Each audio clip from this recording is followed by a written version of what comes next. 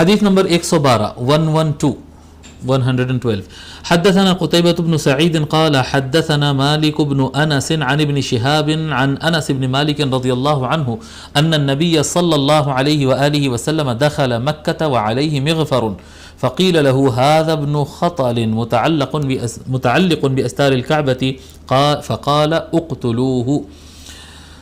حضرت انس بن مالک رضی اللہ تعالیٰ روایت فرماتے ہیں کہ رسول اکرم صلی اللہ علیہ وآلہ وسلم مکہ میں داخل ہوئے تو ان کے اوپر مغفر تھا، یعنی وہ جالی حضور صلی اللہ علیہ وآلہ وسلم سر کی حفاظت والی جالی جو ہے وہ استعمال فرمائے، مغفر تھا ان پر. فقیل لہ، ان سے کہا گیا کہ یا رسول اللہ ھذا ابن خطل، یہ ابن خطل ہے، یہ جو ابن خطل ہے یہ اس وقت متعلق باستار الکعبۃ، یہ کعبۃ اللہ کے غلاف سے لٹکا ہوا ہے. ابن خطل ایک بڑا بدماش تھا، ابھی میں اس کے بارے میں بتاؤں گا. ابن خطل بڑا بدماش تھا، یہ اپنی جان بچانے کے لیے کعبۃ اللہ مسجد حرام میں داخل ہو گیا، بلکہ کعبۃ اللہ کے غلاف سے جا کر لٹک گیا.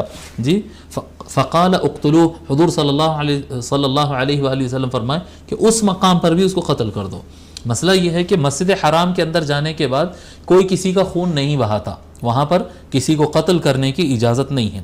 لیکن حضور صلی اللہ علیہ وآلہ وسلم فرمائے کہ مکہ مکرمہ کی سرزمین حرام ہے، حرام یعنی اس پر کسی کو قتل کرنا جائز نہیں ہے، یہاں پر جنگ کرنا جائز نہیں ہے، مگر اللہ تبارک و تعالی نے ایک ٹائم کے لیے میرے لیے دشمنوں کا خون بہانا حلال کیا ہے.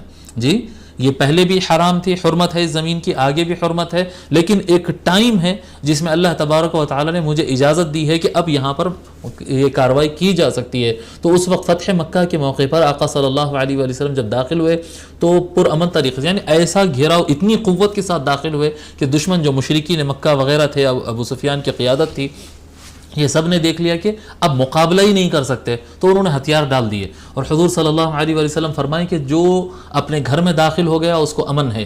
جی اس کو جو اپنے گھر میں داخل ہو جائے اس کو امان ہے، کسی کو مارا نہیں جائے گا. کچھ افراد تھے 5-6 نوجوان جو اپنے تلوار نکالے اور بولے کہ نہیں جو ہوتا ہم مقابلہ کر لیں گے. تو سرکار سے آ کر صحابہ پوچھے یا رسول اللہ یہ 5-6 نوجوان ہیں جو تلوار لے کر حملہ کر رہے. تو سرکار نے ایسا اشارہ فرما دیا تھا، بس ایسے اشارہ فرما دیا تو وہ 5-6 کو مار دیا گیا تھا. اسی وقت 10,000 کا لشکر لے کے مسلمان داخل ہوئے تھے، تو وہ تو کوئی بات ہی نہیں تھی، وہ ایسے اشارہ کیے، ان کو مار دیا گیا اور وہ قصہ ختم ہو گیا. ابن خطل کے بارے میں آقا صلی اللہ علیہ وسلم فرمائے تھے کہ اس کو مارنا ہے، اور یہ ابن خطل جا کر اپنی جان بچانے، اس کو پتا تھا کہ آج کہیں بھی نہیں بچ سکتا ہوں میں، وہ جا کر جو ہے وہ غلاف کعبہ سے لٹک گیا کہ شاید کعبۃ اللہ اور غلاف کعبہ کی وجہ سے میری جان بخش دی جائے گی. لیکن سرکار فرمائے وہاں پر بھی جب لٹک گیا وہاں پر کہے تو مار دو فرمائے آقا صلی اللہ علیہ وسلم، اور اس کو مارا گیا. اس کی وجہ کیا تھی؟ ابن خطل کا نام اصل میں عبد العزیٰ تھا، اور یہ عبد العزیٰ جو ہے ابن خطل یہ اسلام قبول کیا. اسلام کیا قبول کیا؟ اسلام قبول کرنے کا ناٹک کیا. اسلام قبول کیا، حضور صلی اللہ علیہ وآلہ وسلم کے پاس آیا اور حضور صلی اللہ علیہ وآلہ وسلم کے پاس بیٹھا، قریب ہوا. آقا صلی اللہ علیہ وآلہ وسلم پر وحی نازل ہوتی تو یہ وحی کی کتابت کرتا تھا، یہ کاتب وحی تھا. ابن خطل کاتب وحی تھا، اور یہ حضور صلی اللہ علیہ وآلہ وسلم پر قرآن نازل ہوتا تو سنتا. یعنی اور لوگ کے بارے میں کاتب وحی ہونے سے متعلق اختلاف ہے، لیکن ابن خطل سے متعلق جو ہے یہ بات پکی ہے کہ یہ وحی لکھتا تھا. اور وحی لکھنے کے بعد کچھ دن لکھا، اس کے بعد پلٹ کے جا کے کافر ہو گیا. حضور صلی اللہ علیہ وآلہ وسلم کے جب آ کر یہ مدینے میں رہا تھا تو اس کی خدمت میں ایک مسلمان بھی رکھے تھے، ایک مسلمان کو رکھا گیا تھا جو اس کی خدمت کرتا تھا. یہ کاتب وحی ہے، اس کی خدمت کرو اس طرح سے. تو وہ اپنے مسلمان خادم کا بھی قتل کر دیا، کافر ہو گیا پلٹ کر، اور اپنے خادم کا قتل کر دیا اور بھاگ کے واپس مکہ آ گیا اور لوگوں کو دھوکہ دیا، کہا کہ نہیں محمد اپنی طرف سے لکھاتے، سب جھوٹ کہا.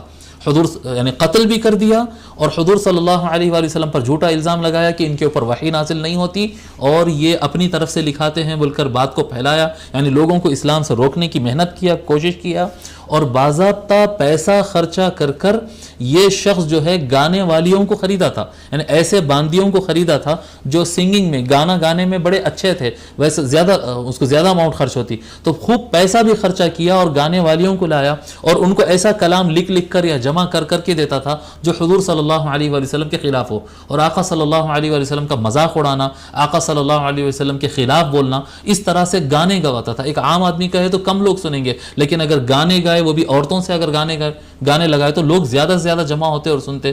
تو حضور صلی اللہ علیہ وآلہ وسلم کا مذاق اڑانا, آقا کے خلاف بولنا, اس کے اوپر پیسہ خرچ کرتا, محنت کرتا, اس طرح سے فساد کرتا تھا, اور یہ ایک صحابی کا قتل بھی کر چکا تھا. اس لیے حضور صلی اللہ علیہ وآلہ وسلم فرمائے تھے کہ ابن خطل کو تو قتل کرنا ہے, ابن خطل کو قتل کرنا ہے. آقا صلی اللہ علیہ وآلہ وسلم کا حکم تھا.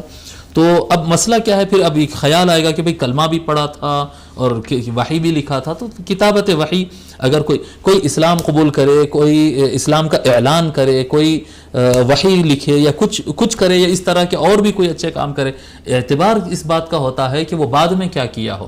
انما الاعمال بالخواتیم, اس اعمال کا دار و مدار خاتمے پر ہے. اختتام کیسا کیا؟ اختتام آقا کے انکار سے کیا. اختتام کیا کہتے ہیں, حضور صلی اللہ علیہ وآلہ وسلم کی ہجو اور حضور کی شان میں گستاخی کرنے سے وہ اختتام کیا, تو اس کے کاتب وحی ہونا اس کے کام نہیں آیا.